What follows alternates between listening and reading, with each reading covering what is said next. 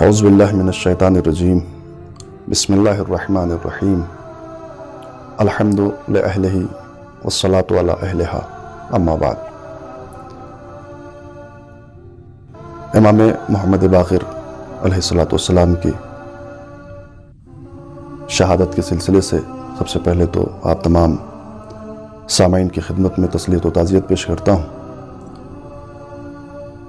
اور آج کے دن کے لیے ہی پروردگار عالم سے خصوصی دعا ہے کہ پروردگارہ جس شخصیت کے سوگ میں ہم بیٹھے ہیں اور جس کے علوم، جس کے فضائل، جس کے کمالات ہماری نظروں کے سامنے ہیں، اور یہ جو بیان، جو تقاریر ان کے سلسلے سے ہو رہی ہے، پروردگارہ ہماری قوم کو وہ توفیق عطا فرمائے، وہ صلاحیت عطا فرمائے کہ ہم ان کے اس علوم سے فیضیاب ہوں اور ان کے کمالات کو اپنی عملی زندگی میں اتاریں۔ اس مختصر سی گفتگو میں ایک شخصیت کے ہمہ جانبہ پہلو کو نظر میں رکھا گیا ہے کہ ایک شخصیت مکمل کب ہوتی ہے۔ ظاہر سی بات ہے کہ انسان کامل اسے کہا جاتا ہے کہ جو چاروں طرف سے ہمہ جانبہ مکمل ہو، کامل ہو اپنی ذات میں، اپنی صفات میں، اور اس کے لیے ہمیں اس کی جسمانی طریقے پر، اس کے روحانی طریقے پر، اس کے اخلاقی طریقے پر سب پر نگاہ کرنی پڑے گی۔ اتنا دامنی وقت میں گنجائش نہیں ہے کہ سب پر مفصل روشنی ڈالی جائے، ہاں ایک جملوں میں انہیں مقید کیا جا سکتا ہے تاکہ بات آسانی سے ذہنوں تک پہنچ جائے۔ کسی بھی شخصیت کو پرکھنے کے لیے اس کے اخلاق، اس کے کردار، اس کے علم، اس کی شجاعت کو دیکھا جاتا ہے۔ اب آئیے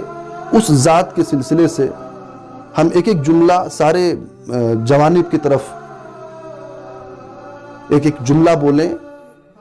اور اس طریقے کا جملہ کہ خود اپنی طرف سے نہ ہو بلکہ غیر کی طرف سے جملے ہوں۔ اگر علم کی طرف دیکھا جائے اور علمی صلاحیت کی طرف دیکھا جائے تو وقت کا حاکم جو کہ دشمن ہے اور سرسخت دشمن ہے، وہ امام سے کہتا ہوا نظر آتا ہے کہ اگر جب تک آپ اس دنیا میں موجود ہیں، عرب، عجم اور دیگر ممالک پر حاکمیت کرے گا۔ یعنی آپ کا علم کا اتنا زور ہے کہ ہم آپ کی وجہ سے، یعنی ہم قریش، سب پر حاکمیت کریں گے۔ ایک شخصیت کا اعتراف اس کے دشمن کی طرف سے اس کی شخصیت میں چار چاند لگاتا ہے۔ یا ابن ابی الحدید معتزلی کا وہ مشہور جملہ کہ جو امام کے لقب کے معنی کو بیان کر رہا ہے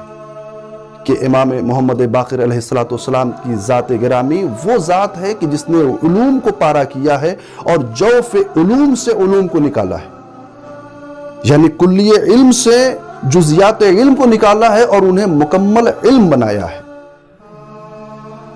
امام کے اگر جسمانی اور ظاہری قیافے پر نگاہ ڈالی جائے تو امام کا وہ مشہور واقعہ کہ جب عالم ضعیفی میں بادشاہ کے دربار میں جاتے ہیں اور وہ تیر اندازی کا مطالبہ کرتا ہے کہ ذرا اس مسابقے میں آپ بھی شرکت کیجیے، اس مقابلے میں آپ بھی تشریف لائیے۔ امام نے کہا چھوڑ دیں مجھے، میں ضعیف ہو گیا ہوں، میرا بدن ضعیف ہو گیا ہے، مجھ سے یہ سارے کام کیوں کرواتا ہے؟ کہا نہیں، آپ کو کرنا پڑے گا، آپ اپنے جسمی صلاحیت کا مظاہرہ کیجیے۔ اس نے امام کے جسم ظاہر کو اس دنیا کے جسم ظاہر سے تعبیر کیا، تو یہ سمجھا تھا کہ جب بدن ضعیف ہے، ہاتھ ضعیف ہیں، جسم ضعیف ہے، تو ظاہر سی بات ہے کہ تیر چلاتے وقت اس میں کپکپاہٹ بھی ہوگی، ریشہ بھی آئے گا۔ مگر اللہ اکبر، امام کی ظاہری جسم کی حالت یہ ہے کہ تیر پر تیر اور تیر پر تیر چلا جا رہا ہے، اور ایک مرکز پر پھر ایک تیر کو شگاف کیا، پھر دوسرے تیر کو شگاف کیا، پھر تیسرے تیر کو امام نے کہا میں چلاتا جاؤں گا اور یہ تیر اپنے ہدف پر لگتا چلا جائے گا۔ یہ امام کی ظاہری، اور امام نے جو اخلاقی طور پر جو درس دیا ہے، آج کا وہ زمانہ ہے، یہ پیغام ہے، یہ ایک مختصر سا واقعہ امام کی طرف سے پیغام ہے ہماری قوم کے ان تمام نوجوانوں کے لیے جو یہ سوچتے ہیں کہ اس دنیا میں ہم راتوں رات دولت مند ہو جائیں، یا ہم راتوں رات ایک مقام پر پہنچ جائیں، یا دنیا کو حاصل کر لیں یا دولت کو حاصل کر لیں، مگر امام وہ شخصیتیں ہوتی ہیں، امام وہ ہستیاں ہوتی ہیں کہ جو اپنے ہر عمل سے ہمیں درس دیتی ہیں۔ حصول دنیا کو حاصل کرنے کے لیے اور اس دنیا میں اپنی زندگی کو چلانے کے لیے، اپنے بچوں کی شکم پروری کے لیے جو عمل ائمہ نے کیے ہیں، آج ہمیں ضرورت ہے کہ ہم اس کی اتباع کریں اور ہم اس کی پیروی کریں۔ محمد ابن منکدر ایک بڑا عالم تھا اپنے زمانے میں، واعظ و نصیحت کرتا تھا لوگوں کو۔ وہ کہتا ہے کہ میں ایک روز گزر رہا تھا، گرمی تھی اور دھوپ کی شدت تھی اور بہت تیز دھوپ ہو رہی تھی۔ میں اپنے کچھ ساتھیوں کے ساتھ ایک مقام سے گزر رہا تھا، میں نے دیکھا کہ امام محمد باقر علیہ السلام اپنے 2 سیاہ غلاموں کے ساتھ ایک درخت کے نیچے کھڑے ہیں، کچھ دیر کا آرام کر رہے ہیں، اس حالت میں کہ سر پر گرد پڑی ہوئی ہے،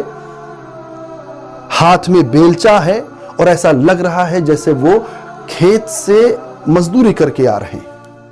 میں نے کہا خدا کی قسم آج تو میں انہیں واعظ و نصیحت کروں گا اور آج میں انہیں بتاؤں گا کہ ان کا مرتبہ کیا ہے اور انہیں کیا کرنا چاہیے کیا نہیں کرنا چاہیے۔ وہ آیا امام کے پاس اور امام سے کہتا ہے کہ آپ اتنے بڑے عالم ہیں، اتنے بڑے گھرانے سے تعلق رکھتے ہیں، آپ کا نام اتنا زیادہ ہے، آپ آل محمد میں سے ہیں، آپ کی شخصیت اتنی بلند ہے، آپ کو زیب نہیں دیتا کہ طلب دنیا کے لیے اس بھری دوپہری میں اور اس گرمی میں، اس شدید دھوپ میں آپ محنت کریں طلب دنیا کے لیے کھیت میں؟ آپ کو زیب نہیں دیتا؟ اگر اس حال میں آپ کو موت آ جائے تو آپ کیا کریں گے؟ امام نے محمد ابن منکدر کے اس جملے کو سنا اور مسکرا کر کہتے ہیں کہ اگر اس حالت میں مجھے موت آ جائے تو یہ موت میرے لیے سعادت کی موت ہوگی۔ یعنی کیا مطلب؟ یعنی اگر میں اس دنیا طلبی میں کہ جو اس وقت میں مزدوری کرنے کے لیے نکلا ہوں، میں اپنے بچوں کی شکم پروری کے لیے، اپنے بچوں کی پرورش کے لیے، اپنے اہل و عیال کی پرورش کے لیے طلب دنیا کے لیے نکلا ہوں، تو اس راہ میں چاہے مجھے محنت کرنی پڑے، چاہے اس راہ میں مجھے مشقت کرنی پڑے، زحمت کرنی پڑے، اور اتنی زحمت کرنی پڑے کہ اگر مجھے موت آ جائے تو یہ میرے لیے سعادت کا سبب ہوگا۔ محمد ابن منکدر یہ کہتا ہے کہ میں نے تو یہ سوچا تھا کہ آپ کو نصیحت کروں گا، میں نے تو یہ سوچا تھا کہ آپ کو واعظ کروں گا، لیکن آپ نے مجھے واعظ کر دیا، آپ نے میری نصیحت کر دی۔ یہ ہے امام کا ایک درس عملی زندگی میں قوم کے نوجوانوں کے لیے کہ اگر اپنے بچوں کی پرورش کے لیے کوئی بھی کام کرنا پڑے، کسی بھی قسم کا کام کرنا پڑے، تو انسان رزق حلال کے لیے اس راہ میں نکل جائے۔ وآخر الدعوانا ان الحمد للہ رب العالمین۔